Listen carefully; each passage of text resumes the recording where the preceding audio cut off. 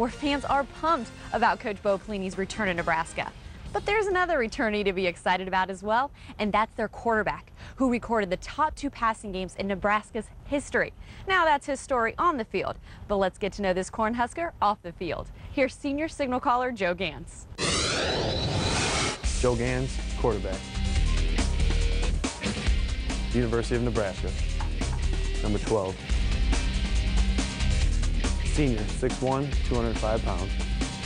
Palos Heights, Illinois, just outside of Chicago.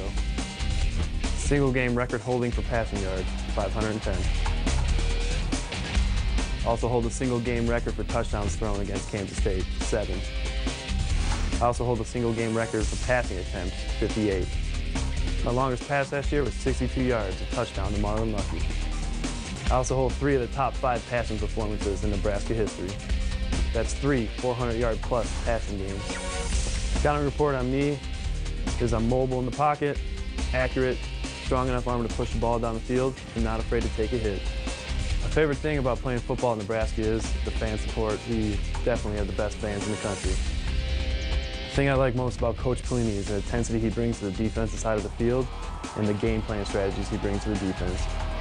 The thing I like most about Lincoln probably have to be Runza. I love those Runza burgers.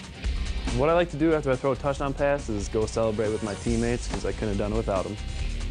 The greatest play for me would probably be stiff arming a couple defensive ends as they try to sack me and just throwing a touchdown. It's an honor to play at a school like Nebraska. Just having all these former great players here it's an honor to put that end on the side of my helmet every time I go out there. The other team should be afraid of me because I'm not afraid to take off and run, and I'm not afraid to use my feet. Coach Pelini's got us back. He's got the defense on track, and the offense speaks for itself, so we're finally back. Got to win the Big 12 North, got to take it one game at a time, but our final goal is to be there in the Big 12 Championship, playing for a Big 12 title. We're back. So what's the competition looking like that Joe and his fellow Huskers will be facing this season in the Big 12? Well, let's check them out in our division roundup. The Missouri Tigers had a great season in 07, taking the Big 12 North crown and a Cotton Bowl win over Arkansas. Coach Gary Pinkel comes into the fall with 17 returning starters. Heisman Trophy finalist Chase Daniel and the offense will be looking to pick up where they left off. The defense lost only 1 starter from last season. The Tigers are deep at the linebacker position, including Sean Weatherspoon, who led the team with 130 tackles last year. Gary Pinkel and the coaching staff did a little tweaking over the summer, but there won't be any major changes in the offense or defense. Nevertheless, the 2007 Big 12 Coach of the Year will have a few surprises in store for opposing teams come this fall. The Kansas Jayhawks finished last season with a school record 12-1 mark, which included a win against Virginia Tech in the FedEx Orange Bowl. This fall, that potent KU offense brings back 6 starters. Todd Reesing returns at quarterback after throwing for a school record 3,400 yards and 33 touchdowns in 07. 9 starters are returning on the defensive side of the ball. That defense ranked 4th in the nation last season in points allowed. They should be tough again this year. 10 of the team's top 12 tacklers will be back for the 08 campaign. The Colorado Buffaloes finished 2007 with a 6-7 record in Dan Hawkins' second season in Boulder. They came up with big wins over Nebraska and eventual Big 12 champion Oklahoma. This year, the Buffs returned 7 starters on the offensive side of the ball and 8 on defense. Hawkins and his squad are looking to continue the improvement and winning ways they began last season. If they can do that, the R for rebuilding will be taken off the Buffalo scouting report. The Kansas State Wildcats finished 5-7 and placed 4th in the Big 12 North last year. This fall, the Wildcats are looking to regain the momentum they had during the first half of last season.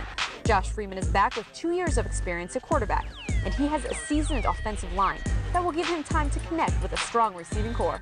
The loss of 4 regulars has Coach Prince looking to fill holes on the defensive line this fall. A couple of junior college transfers will be competing for a starting spot at linebacker. The secondary has some vacated spots, but there are several players waiting in the wings who saw a lot of minutes last year. The Iowa State Cyclones finished 3-9 under first-year head coach Gene Chizik.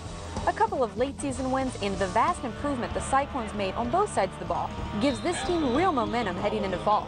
Chizik will have some big holes to fill. He'll have to begin by replacing quarterback Brett Meyer. Sophomores Austin Arnott and Phillip Bates are vying to be the signal caller this fall. The Cyclones will be experienced at running back with Jason Scales, Alexander Robinson, and J.J. Bass. The defense has 7 starters returning this fall, including defensive end Curtis Taylor, who had a standout junior season. The Nebraska coach and the players are optimistic about 08, but are the experts? Well, we happen to have 2 Big 12 experts who want to weigh in on the upcoming season. Here's Paul Kaufman and Ron Freeman.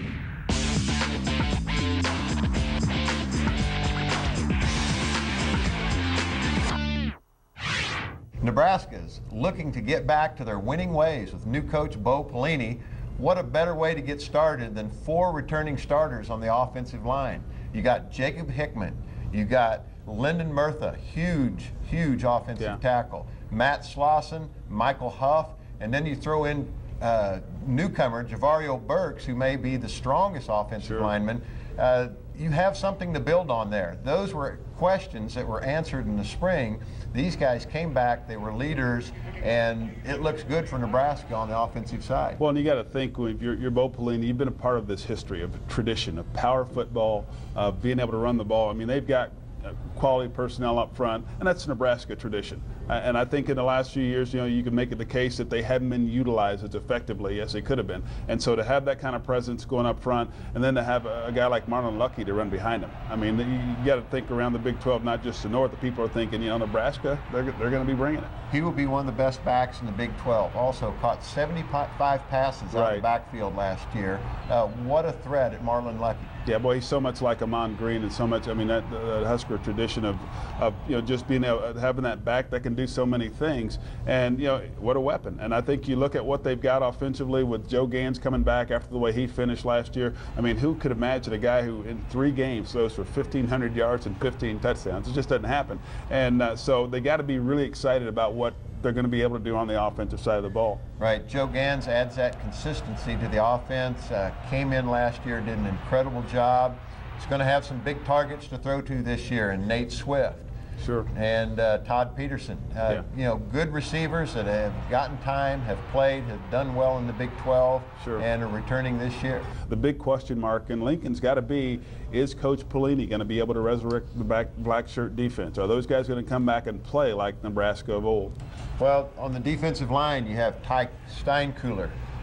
Everybody knows the Steinkuhler name in Nebraska. Zach Potter, a returning starter. That is going to be the strength of their defense, is that defensive line. You bet. And I think that, again, anywhere, it's always got to start there, and you wonder, well, where was the production last year, and how's this going to shape up, and was it, your defense coordinator last year, and is that the big part? And again, I think it's a lot of pressure on that side of the ball this year when you have an offense that is as capable as their offense is or was, to that side of the ball to really step up, and I'm sure there's going to be some very strong talking to understand what Nebraska football is all about. Yeah, hopefully the older guys can step up, give some leadership to that defense, and get back to the winning ways at Nebraska. Well, I'll tell you what, there's a guy in Lincoln right now, he knows how Nebraska wins. His name's Tom Osborne. His involvement, I know he's not coaching football up there, but he was the driving force for so many years, and I know Bo Pelini knows where his office is, and I think a lot of good things can happen for that program as you get it turned around. Right. Ron Brown, another Nebraska assistant, returns to coach the tight ends. I think the tight end, even though these aren't pass receiving tight ends, are going to play a big part in the blocking. Yeah, it'll be, the thing about it is you're looking at Nebraska football, and the real question mark is going to be, if you go back to, I think it was 2001 when they really had a tough time. I think it was against Miami in the Orange Bowl, and do they have the speed?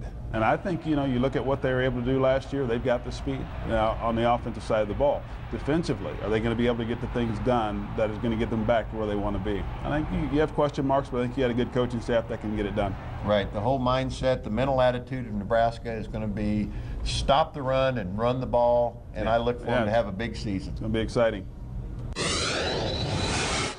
Thanks, guys. So will the 14 returning starters and the new head coach be the winning combination for the Cornhuskers? Nebraska fans are sure hoping so. But that'll do it for now. From here in Lincoln, for Dave Armstrong, Paul Kaufman, and Ron Freeman, I'm Natalie Taylor, and thanks for watching your 2008 University of Nebraska football preview.